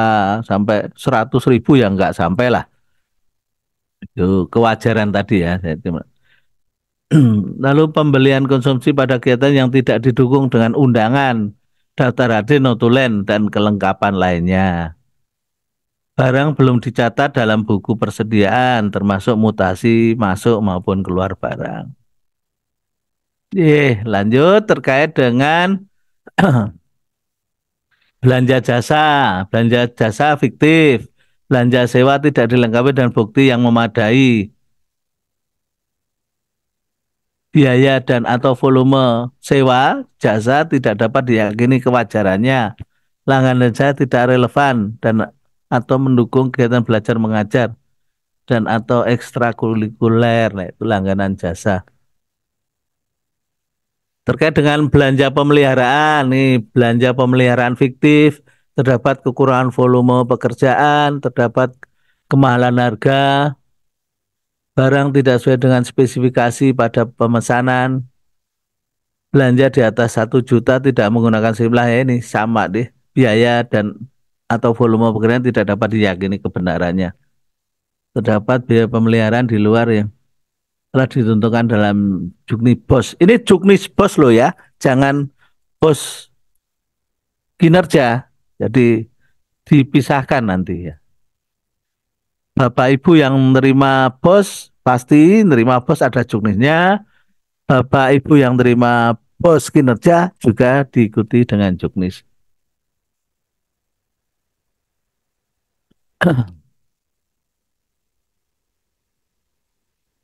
Ini semua memang terkait dengan bos ya, bos reguler maksudnya, bukan bos kinerja. Saya sudah, enggak. Nah, terkait dengan belanja perjalanan dinas ini ada perjalanan dinas fiktif, perjalanan dinas yang tidak diperbolehkan berdasarkan Juknisbos, pertanggungjawaban perjalanan dinas yang tidak lengkap, tidak akuntabel, biaya harga satuan perjalanan dinas melebihi ketentuan, standar biaya masukan Kementerian Keuangan, dan standar satuan harga kabupaten kota provinsi. Pembayaran transport ke satuan pendidikan sendiri di hari kerja. Nah ini ketidakwajaran pembiayaan perjalanan dinas kegiatan rapat di luar kantor. Nah tadi kembali ke perpajakan. Nah ini kita harus sadar betul memang pajak memang sudah melekat untuk kita. Kalau untuk ke negara ya jangan lupa setor pajak. Sudah dipungut tapi belum disetor. Belum di, apalagi belum dipungut. Kalau sudah dipungut aja belum disetor ya masalah juga. Kekurangan penyetoran pajak ke kas negara, kesalahan dalam penetapan tarif pajak, bukti setor pajak palsu. Nah ini sudah fraud ya. Rekanan tidak memiliki NPWP, wah terlaluan kalau rekanan tidak memiliki NPWP.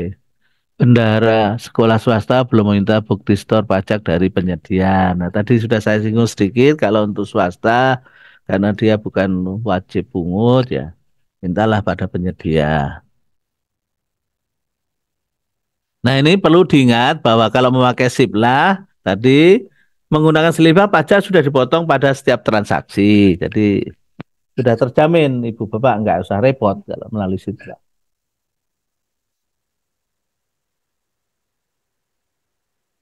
Nah ini sifat administrasi keuangan ini juga sebetulnya ketat ya, tapi kalau bendahara sekolah belum memiliki sertifikat bendahara, nah ini juga norma yang harus dipenuhi. Lalu penarikan uang melebihi kebutuhan, penyimpanan uang melebihi ketentuan yang berlaku. Jadi di brankas itu berapa mestinya kan begitu, jangan berlebihan. Ketekoran kas sekolah pada saat penutupan buku.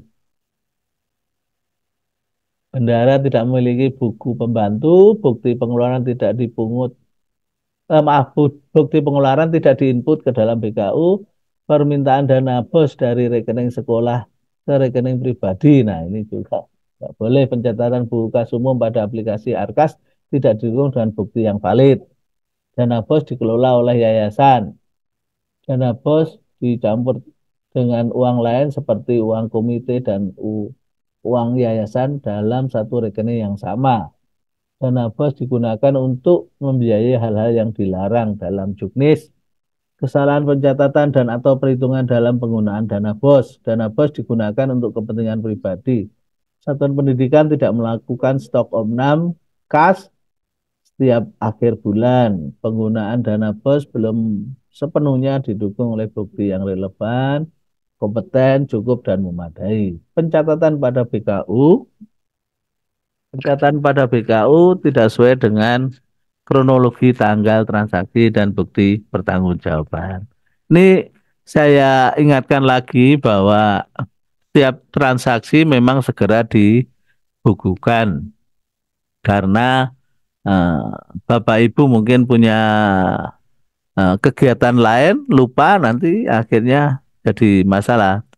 Nanti tidak balance nanti antara penerimaan dan pengeluaran sehingga merepotkan Bapak Ibu sendiri. Tolong pencatatan pada buku kas umum tidak sesuai dengan kronologi tanggal transaksi dan bukti pertanggungjawabannya. Jangan sampai terjadi ya Ibu Bapak. Terima kasih. Ada juga administrasi non keuangan.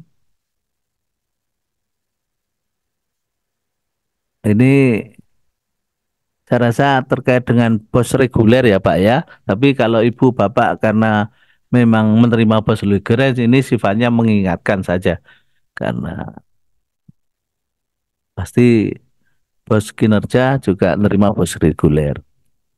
Saya rasa itu dari kami berdua.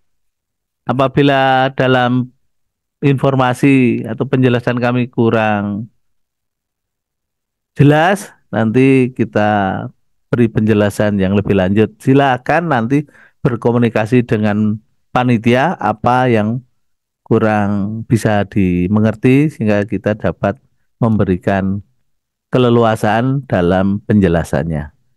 Kami akhiri. Wassalamualaikum warahmatullahi wabarakatuh. Salam sehat untuk kita semua.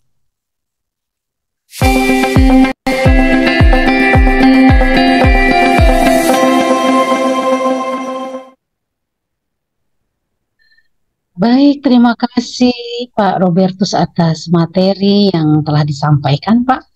Bapak Ibu hadirin kami hormati, telah hadir bersama kita Kepala Pusat Prestasi Nasional, Ibu Dr. Maria Veronica Iren Herjeno SMSI. Selamat datang Bu Iren. Selamat siang, terima kasih. Siang, Ibu, apa kabarnya Ibu? Semoga selalu sehat.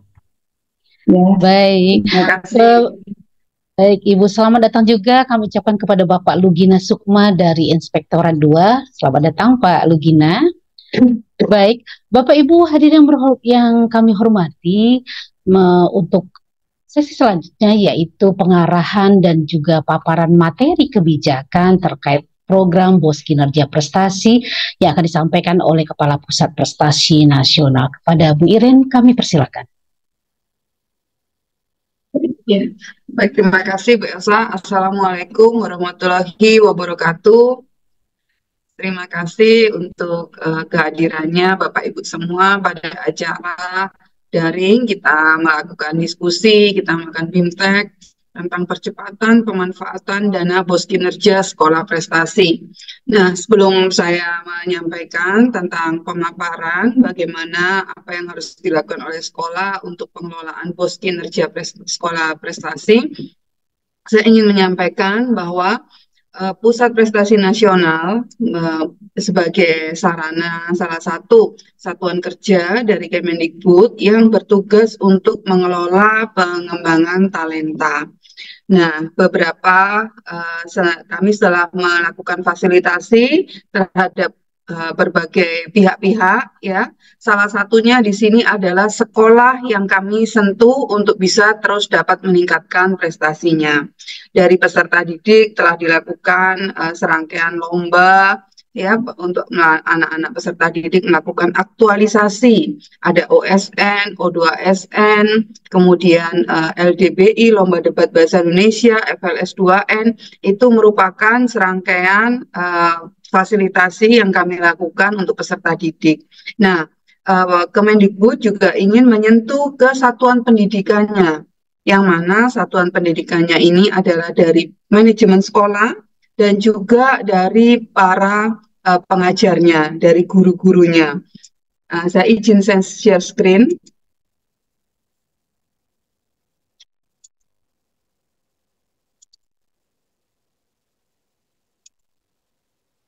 Sebentar.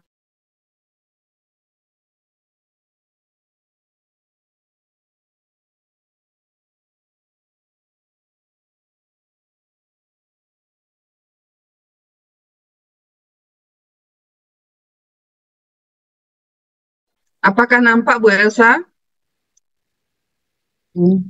Nampak Ibu, terlihat. Nampak ya, sudah nampak jelas ya. Baik, terima kasih.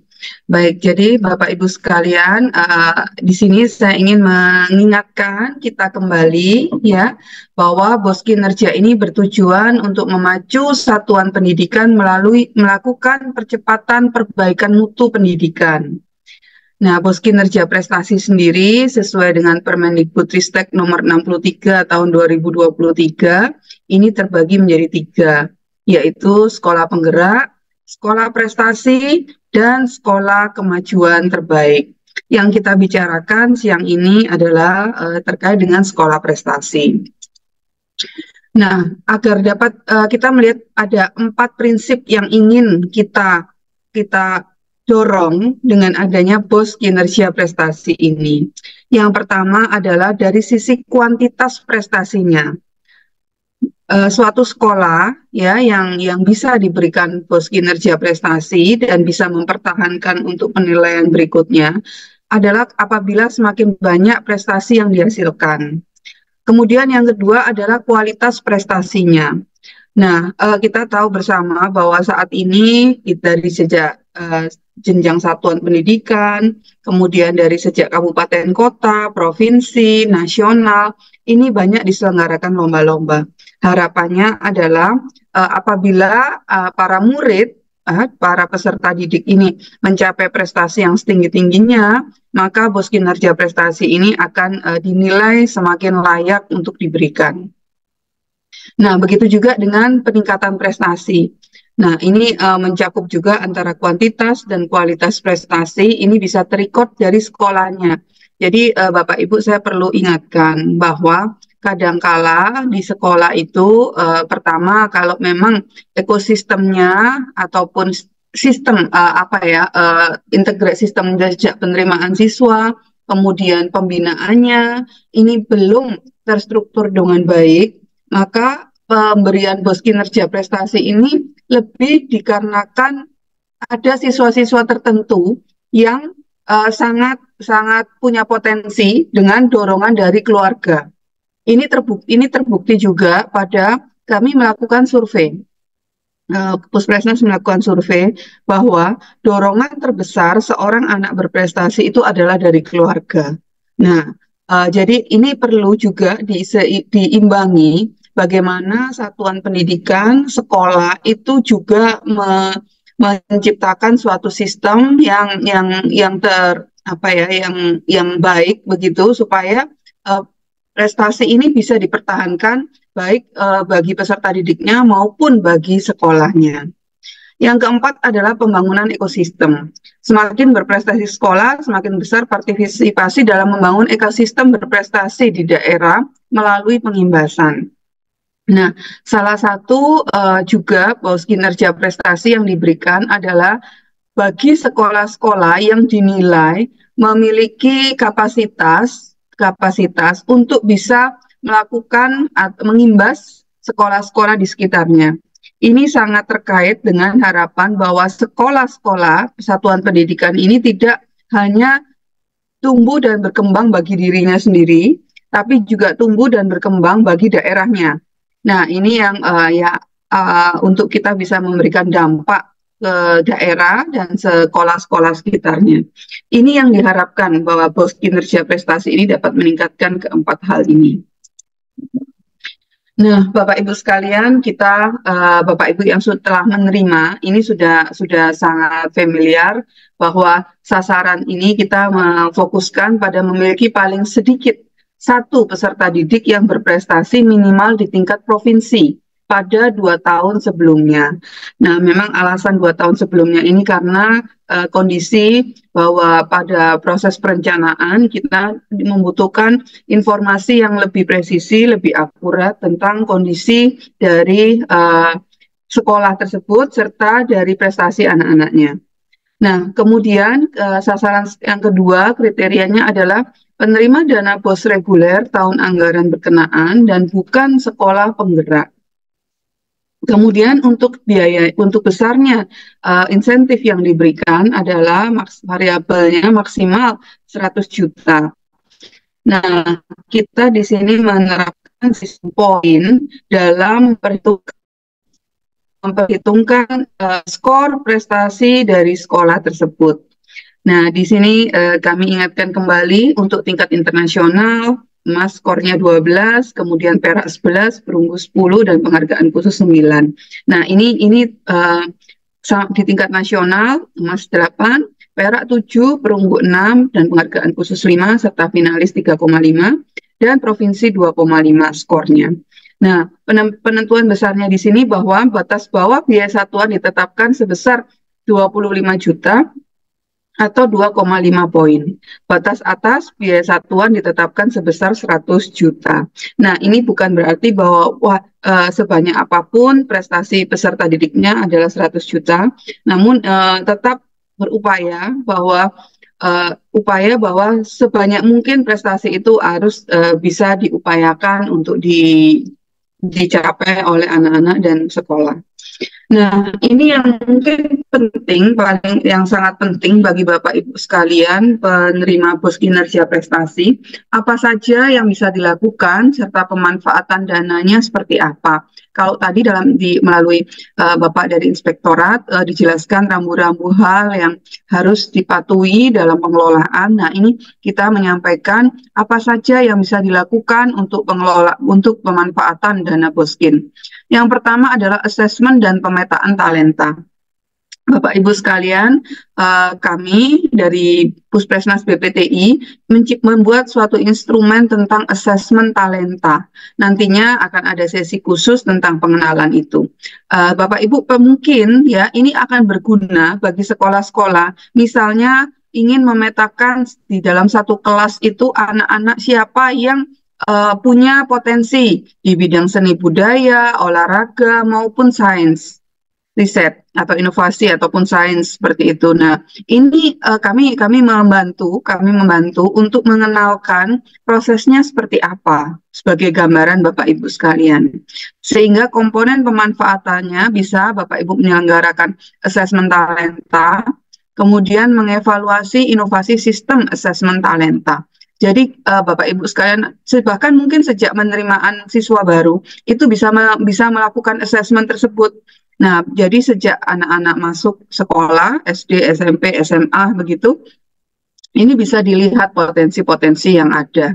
Lalu yang kedua adalah melakukan pelatihan dan pengembangan talenta, peningkatan kualitas dan kuantitas program. Apa saja yang bisa dilakukan? Yang pertama adalah peningkatan kapasitas peserta didik berprestasi. Nah, ini kita berfokus pada bagaimana anak-anak dilatih dan untuk bisa meningkatkan prestasi.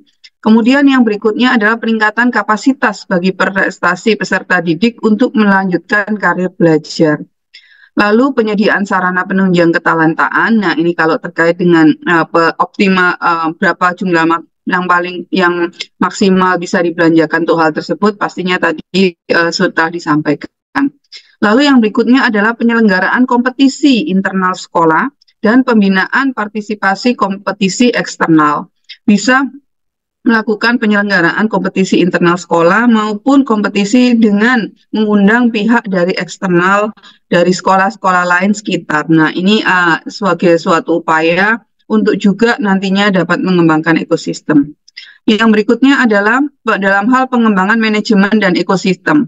Nah, ekosistem ini Bapak Ibu, kita mengapa Kemendikbudristek melalui Pusat Prestasi Nasional dan BPTI selalu berkolaborasi dengan satuan pendidikan, dengan dinas pendidikan, kemudian dengan orang tua juga, bahwa ini adalah kami dalam rangka mengelola ekosistemnya. Nah, apa yang bisa dilakukan dalam pengembangan manajemen dan ekosistem tersebut?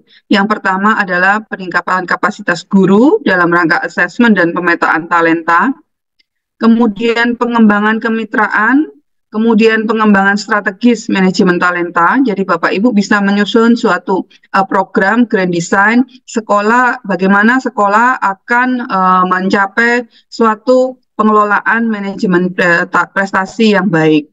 Nah, ini selaras Bapak Ibu, ini kami baru mendapatkan informasi bahwa telah diterbitkan Perpres tentang Grand Design Manajemen Talenta Nasional. Yang ini pasti nanti dari tingkat nasional telah ditetapkan, harapannya akan bisa diturunkan dan diimplementasikan sampai di tingkat satuan pendidikan, kemudian Dinas Pendidikan Kabupaten Kota, dan Dinas Pendidikan Provinsi. Namun Dinas Pendidikan dan sekolah tidak akan berjalan sendiri, pastinya diperlukan pihak-pihak lain terkait. Kemudian yang berikutnya adalah pengembangan strategi manajemen talenta, perencanaan berbasis potensi ketalentaan, serta pengelolaan data dan informasi talenta. Bapak Ibu sekalian, kami ingin sharing untuk tingkat skup yang sangat luas, yaitu nasional. Kita telah membuat suatu sistem informasi manajemen talenta. Nah, SIMT, ya, kenapa kami juga bisa menilai, mengukur keberlanjutan prestasi dari sekolah-sekolah yang menerima Boskin, karena kami memiliki SIMT, Sistem Informasi Manajemen Talenta. Ketika sistem informasi manajemen talenta itu belum dibangun, anak-anak yang juara OSN, O2SN yang telah diselenggarakan puluhan tahun itu tidak terdata dengan baik. Sehingga kita tidak mengetahui persis bagaimana track record, bagaimana perjalanan anak-anak ini dalam mengembangkan ketalentaannya. Akan sangat baik bagi sekolah, ya, dan pastinya berguna nanti untuk akreditasi dan lain-lain sebagainya, ya. Apalagi akreditasi juga mensyaratkan adanya prestasi, ya, sepemahaman saya. Nah, ada perlu memiliki data dan informasi manajemen talenta yang baik. Jadi database anak-anak yang berprestasi, capaian-capaian sekolah itu akan mudah diakses dan tidak akan tercecer informasi tersebut. Nah, yang berikutnya adalah skema pengimbasan pada BOS kinerja prestasi. Untuk sekolah pengimbas ini, kami menetapkan tugas pengimbasan kepada minimal 3 sekolah terimbas di dalam provinsi asal yang sama untuk membangun ekosistem. Nah, jumlah sasarannya adalah 325 sekolah, sehingga ketika 325 sekolah ini mengimbaskan pada 3 sekolah lainnya, maka akan ada 975 sekolah yang diharapkan mulai ada pemahaman terkait dengan prestasi pengelolaan. Jadi kita menganggap bahwa sekolah pengimbas ini adalah best practice yang sangat baik, sangat tepat untuk bisa menyalurkan, untuk bisa menyebarluaskan bagaimana manajemen prestasi di sekolah. Komponen pemanfaatannya meliputi 4 hal, yaitu pengembangan kapasitas sumber daya manusia, kemudian kegiatan pemberian pendampingan dan layanan konsultasi, kemudian pengembangan talenta sekolah imbas melalui kemitraan, dan penyelenggaraan kompetisi lokal antar sekolah bersama sekolah pengimbas. Ini kami perlu sampaikan dan harapannya bahwa semakin banyak daerah dan semakin merata pemberian pemberian BOS kinerja prestasi. Saat ini sekolah BOS kinerja prestasi diberikan untuk penyelenggaraan lomba-lomba yang diadakan oleh Kemendikbudristek. Nah, untuk jenjang paling banyak menerima berdasarkan jenjang pendidikannya adalah sekolah SD, yaitu sebesar 2.219 atau 41%. Berikutnya adalah SMP, SMA, SMK, dan SLP. Nah, ini sepertinya sangat sinkron karena memang secara kuantitas jumlah sekolah tingkat dasar itu lebih banyak daripada di jenjang pendidikan SMP maupun SMA. Nah, kemudian untuk besaran wilayah terkait dengan sebaran wilayah berdasarkan provinsi. Nah, ini kami mendata ada 7 provinsi dan yang sebenarnya ada provinsi lainnya, namun ini kami lihat peringkat 7 terbesar. Yang pertama adalah Jawa, ya, Pulau Jawa. Mohon maaf, ini bukan berdasarkan provinsi, lebih ke arah ke pulaunya. Nah, berdasarkan kepulauan ini di daerah di Jawa ini mencapai 32% penerima pos kinerja prestasi. Yang kedua adalah Sumatera, ketiga Kalimantan, Sulawesi, Bali dan Nusa Tenggara, Papua, dan Maluku dengan jumlah sekolah yang mencapai 1.700-an di daerah Jawa, kemudian 1.600 di Sumatera, di Kalimantan 700, Sulawesi 600-an, Bali 300-an, Papua 132, dan Maluku 129. Nah, kalau kita melihat di sini, sebenarnya masih belum merata penyebaran untuk pemberian pos kinerja prestasi. Nah, harapannya dari sekolah-sekolah yang ada bisa berfungsi sebagai pengimbas akan lebih banyak menularkan ataupun menyebarluaskan bagaimana pengelolaan kinerja prestasi. Nah, berikutnya ini adalah kami mencoba melihat dari sejak 4 tahun terakhir pemberian, ya, karena yang 4 tahun ini masih dalam proses dari 2021, 2022, dan 2023. Terdapat 82 sekolah pada 24 provinsi yang konsisten menerima pos kinerja prestasi. Jadi luar biasa bagi 82 sekolah yang sejak tahun 2021 sampai dengan 2023 ini menerima poskin. Nah, dari yang konsisten tersebut terdapat peningkatan poin prestasi pada 45 sekolah dan 34 sekolah. Jadi kami pun memonitor apakah sekolah-sekolah yang menerima pos kinerja prestasi ini, terus tadi yang ada empat hal yang ingin dicapai, apakah kuantitas maupun kualitas pencapaian prestasi dari peserta didiknya meningkat. Nah, ini menunjukkan ada 45 sekolah yang meningkat skor poin prestasinya. Nah, ini adalah salah satu sekolah SMA 1 Kudus yang merupakan salah satu sekolah yang konsisten menerima dana Boskin dan pada tahun ini berhasil mengirimkan siswanya untuk dapat berpartisipasi meraih medali perak di ajang internasional di Olimpiade Earth Science di 2024 baru-baru ini. Nah, ini Bapak Ibu yang nanti Bapak Ibu pun ketika memiliki suatu database sistem informasi prestasi peserta didiknya akan bisa memonitor bagaimana kinerja setiap tahunnya dari pengelolaan prestasi siswa. Nah, ini nantinya pasti akan ada sharing dari Pak Nandang selaku Kepala Sekolah SMP 16 Tangerang.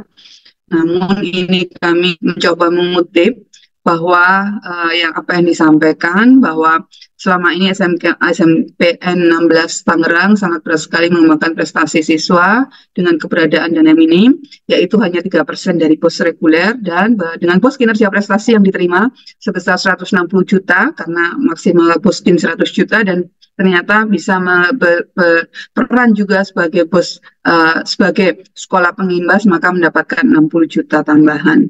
Nah, ini yang berhasil dicapai. Nantinya akan sangat banyak sharing best practice yang bisa dibagikan oleh sekolah-sekolah yang menunjukkan performa yang baik dalam pengelolaan pos kinerja prestasi. Nah, ini juga pos kinerja prestasi ini telah memberikan manfaat signifikan bagi satuan pendidikan. Kami sudah melakukan observasi daring dengan sejumlah sekolah dan kemudian sekolah-sekolah tersebut sudah menunjukkan bahwa mereka menghadirkan narasumber dari luar untuk membimbing siswa dalam berbagai kompetisi, kemudian meningkatkan kualitas belajar mengajar, apalagi saat ini memungkinkan untuk anak peserta didik mengembangkan potensi bakat ketalentaannya. Mungkin demikian dari saya terkait dengan kebijakan bos kinerja prestasi dan apa saja yang memungkinkan dilakukan oleh sekolah untuk bisa mempertahankan maupun meningkatkan pencapaian dari prestasi peserta didiknya. Terima kasih Mbak Elsa, saya kembali.